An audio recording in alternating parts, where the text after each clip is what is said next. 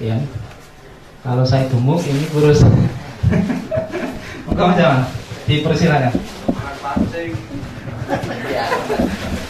Assalamualaikum warahmatullahi wabarakatuh. Terima kasih waktu yang sudah diberikan kepada saya, Bapak Ibu sekalian.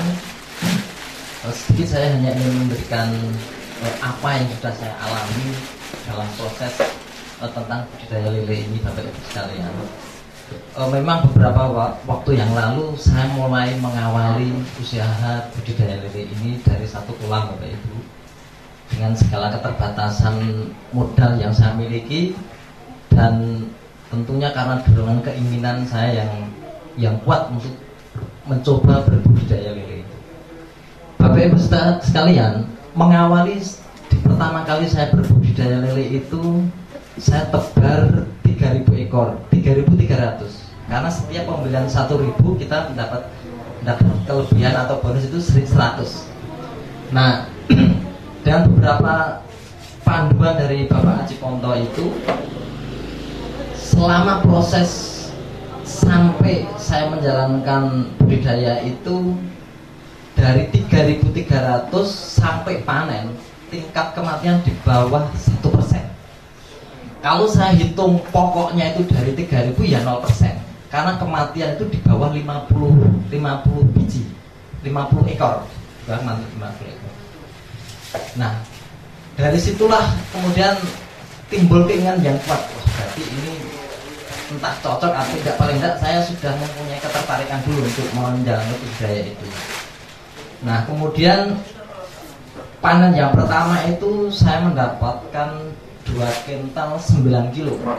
Jadi meleset dari target saya yang 3 kental itu meleset. Kenapa? Ya karena saya baru belajar, dari proses belajar, baru mengawali. Nah, kemudian pada detik ini Bapak Ibu sekalian, saya diminta untuk menjalankan program budidaya lele ini di desa dengan menggunakan dana desa. Nah, baru saja tebar mulai 3 hari yang lalu itu, program dana desa yang saat ini lagi gencar di mana-mana itu sudah kami kembangkan sampai 16 unit kolam, Bapak Ibu sekalian, menggunakan dana desa. Jadi ternyata ini menjadi bidikan beberapa perangkat desa di lingkungan Kecamatan Kebonarum, dan khususnya sekarang sudah merambah di Kabupaten Klaten.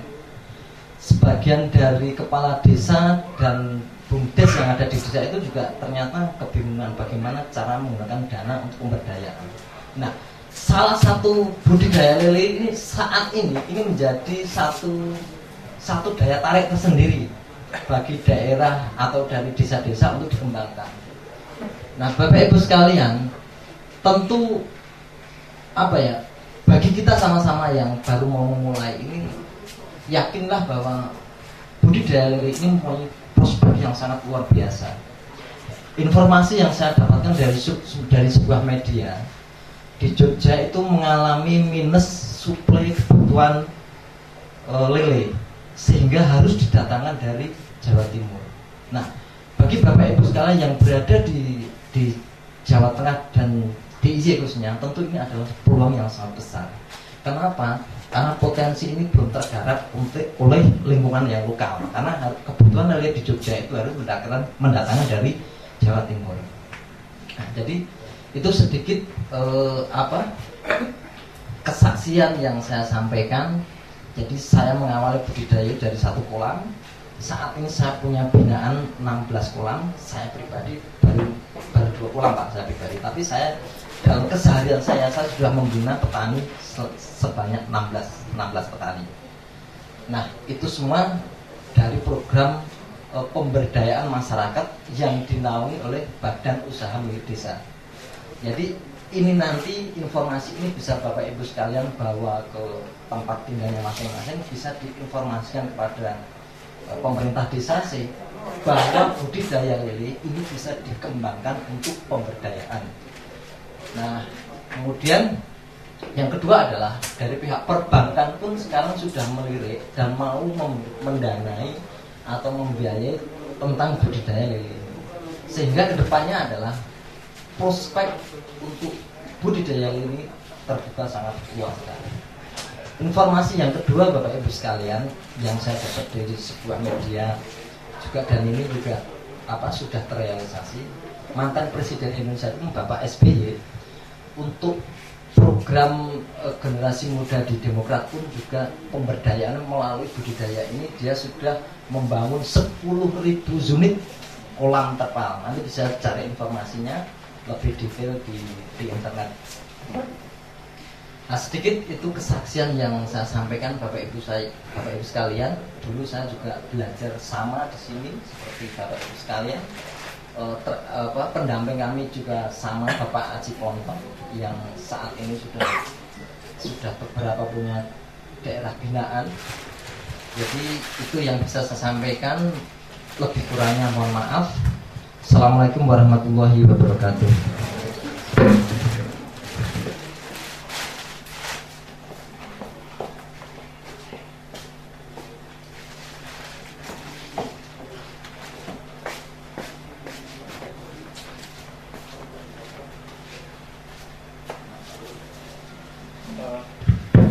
Terima kasih untuk Mas Jamal yang sudah menyampaikan testimoninya. Sebenarnya masih banyak ya yang bisa testimoni, cuma tadi sudah kita undang beberapa alumni dari pelatihan ini dan masih OTW kan perjalanan ke sini. Mungkin nanti kalau ada waktu bisa untuk maju. Untuk sesi berikutnya Bapak semuanya, sesi tanya jawab. Nanti kalau yang tadi yang sudah disampaikan Pak Aji Ponto dari awal sampai di praktek penjelasan kolam dan sebagainya, ada yang masih mengganjal ya, nanti bisa ditanyakan sampai benar-benar ketika nanti sudah pulang segera di actionkan kan gitu. Dan insya Allah nanti kita adakan pendampingan, kita dampingi bagi yang memang bagi semuanya serius ya, serius untuk berwirausaha di budidaya lele. Program kita insya Allah pendampingan, ada pendampingannya sampai benar-benar Bapak semuanya bisa mempraktekkan apa yang sudah dilakukan dari pelatihannya. Monggo kalau ada yang mau ditanyakan Pak Aji Ponto, dipersilahkan.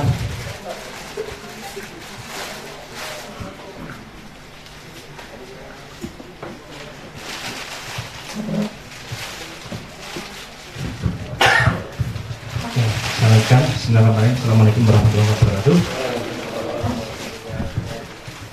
Enten sing ngantuk betul Mbak? Ngantuk ya?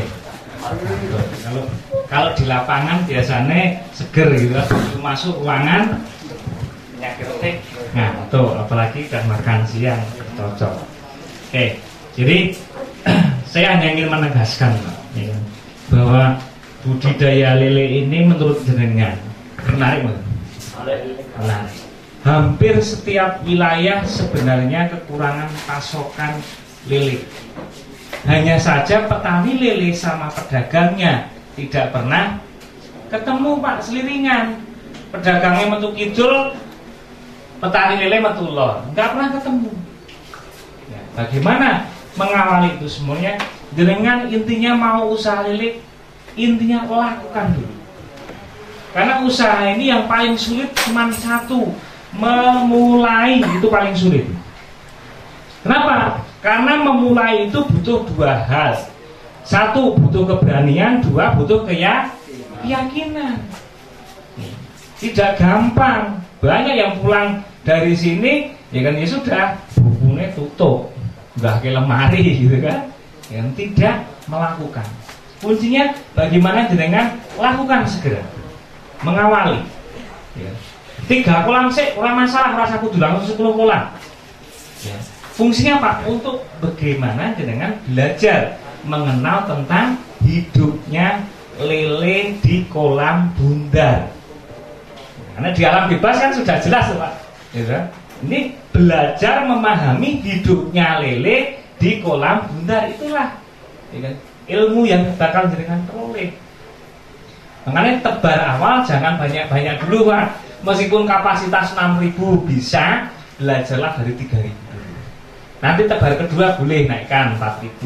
Tebar ketiga naikkan lagi 5.000. Monggo. Kuncinya tadi jenengan bekerja saja juga bisa ya. manajemen airnya tertib, ya, dia kelola, dia rawat, yang ini bisa kematian sangat minim sekali. Nah, akhirnya sekarang dipercaya sama Bumdes untuk mendampingi Bumdes di Desa Basin, Kecamatan Kebonaru, Klaten. Nah, artinya apa? Ilmu yang diperoleh dilakukan, kemudian ditransfer ke masyarakat. Dan dengan hari ini saya harapkan di situ, makanya next time-nya tidak hanya kita terputus sampai sini. Nanti kita komunikasi terus. Bagaimana di Purwokerto nanti rame, di Kediri rame, kemudian di wilayah lain dengan bisa kembangkan. Minimal hari ini setiap desa mendapatkan dana desa, dan sudah banyak desa bingung, Pak. Duitnya digopo, dalane wis digawe apik, selukane wis digawe apik, anggarane bingung arek digowo. Nah, sementara jenengan sudah menguasai lele, berani sampaikan ke masyarakat bahwa dari lele ini bisa menggerakkan ekonomi. Kenapa? Karena awalnya lele, nanti jenengan bisa lanjutkan ke hidroponik, ke tabulam pot, tanaman buah dalam pot, rawat dengan air kolam, Pak. Tabulam pot niku nek pun tempot tanaman buah pun ngamoh berapa, Pak, harganya? Paling tidak 150 sampai tak hingga, karena ada yang 1 juta, ada yang 1 juta lebih. Gitu. Ada yang preso Pak Esto, Prambanan? Tahu? Yang jual kelengkeng? Kelengkeng tabulam pot berapa, Pak, harganya? 300.000, Pak. Sebulan bisa jual berapa? Paling tidak 1000 batang. Kirim seluruh Indonesia, Pak. Nah, ini 1000 batang, ping 300.000, Pak. 300 jeti, Pak. Itu duit. Nah, dengan jenengan kok kenal namanya lele biomaksi tadi, manfaatkan air limbahnya, jangan dibuang. Manfaatkan untuk tanaman. Terserah, nek tanaman bebas, jenengan senengnya tabulam pot. Sing seneng hidroponik silahkan mainkan hidroponik. Supaya apa? Jenengan pulang nanti praktek itu punya sampling di rumah masing-masing. Oh, ternyata lele yang selama ini tidak menjanjikan bisa kembali menarik. Produk turunannya bisa tabula pot, bisa hidroponik, bisa tanaman di sawah. Nah, supaya apa? Masyarakat nanti akan melihat. Satu contoh, nek jenengan datang ke Desa Kemudo Prambanan, Klaten. Desa Kemudo, ler SDM. Di sana berani Karang Taruna propaganda kawasan milik organik. Padahal waktu itu saya ngawali lagi wong papat. Tapi berani membranded kawasan lele organik. Kalau sing jeneng kawasan ombo jembar kawasan bahasa. Padahal memang papat, Pak. Awalnya. Tapi begitu berjalan, ada namanya Mas Agus. Waktu itu kan dia nyoba lele 1 kolam, kemudian dia memang sambil petani cabai. Nah, waktu saya datang ke sana, cabai ini tinggal daunnya habis, tinggal batangnya sudah mau dihabiskan. Saya bilang, air kolamnya gunung gerujuki wite lombok, Mas. Akhirnya apa yang terjadi? Pupus lagi, daun kembali normal, ngawah meneh, Pak. Nah, begitu ngawal lagi keluar bagus panen meneh, yang terjadi apa? Lele fokus nggo nandur lombok. Nah, ini kebalik nih. Salah tujuan.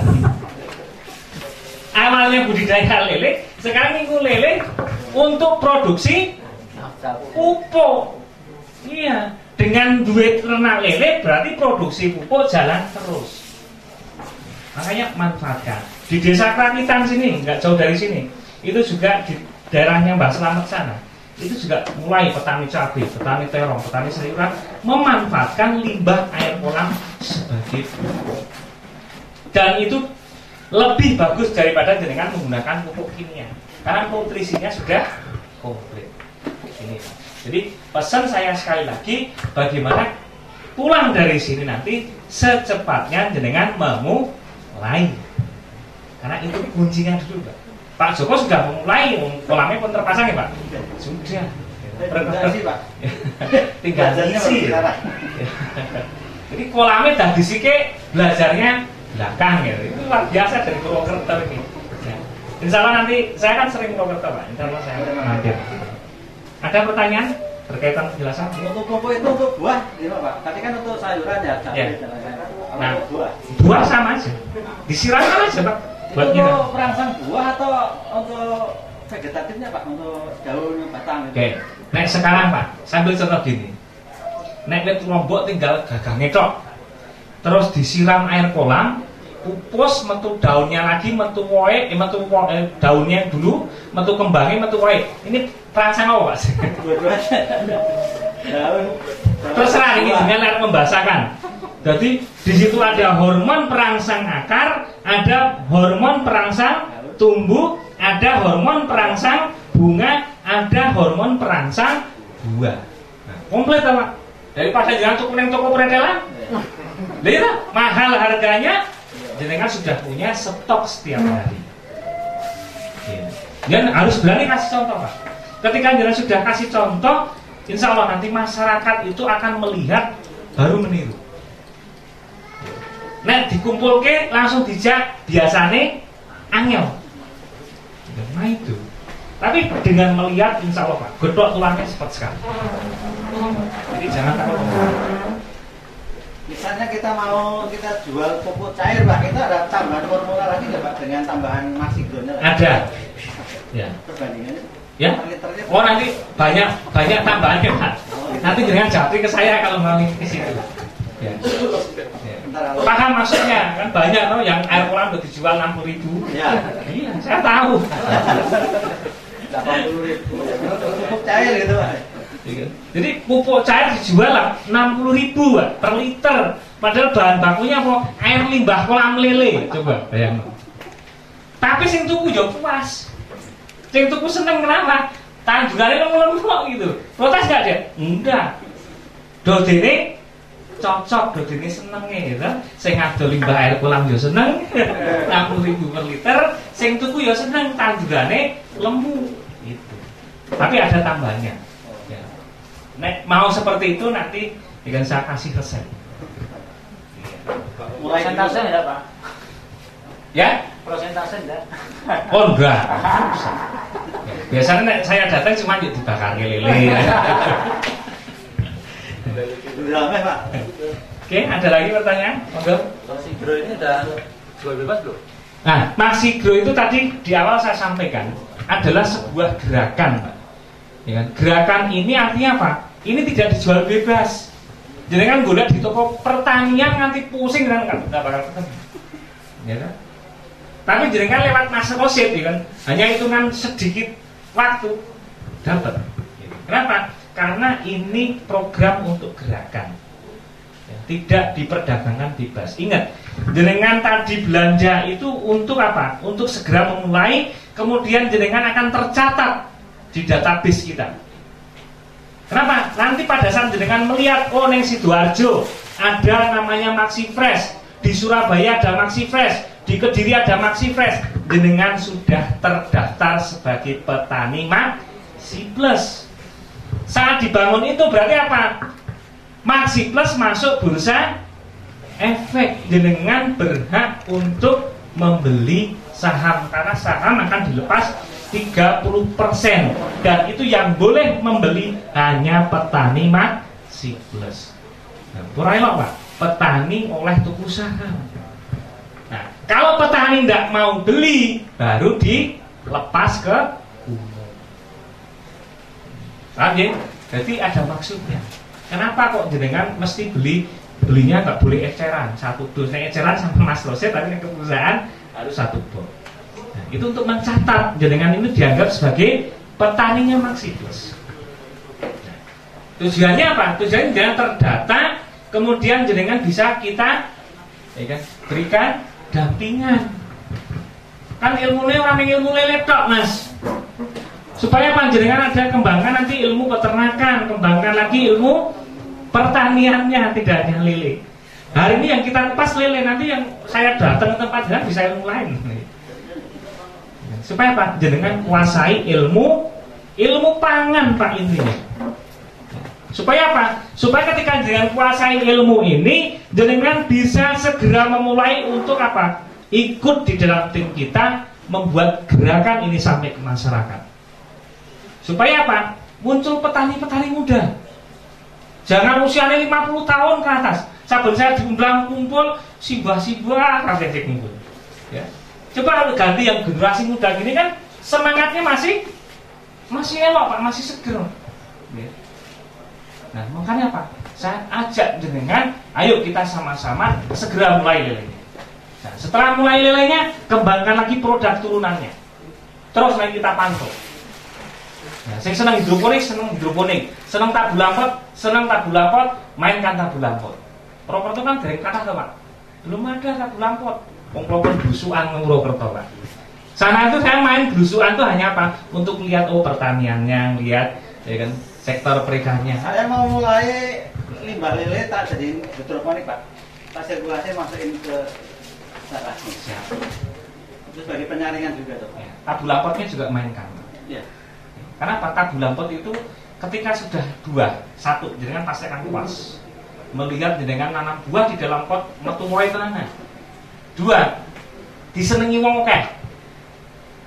Meropot ana ngewahnya buah. Ya, itu disenengi wong akeh, Pak. Sekarang pakai STK Pak untuk Dan itu ada nilai uangnya. Rata-rata tabul lampot itu 150 sampai 750 ribu, Pak. Bibitnya apa? Susah nyarinya, banyak. Gitu. Saya hari ini khusus produsen bibit tanaman buah, Pak. Ya. Tapi sekarang lagi fokus ke kelengkeng, jambu kristal sama jambu madu deli. Iya.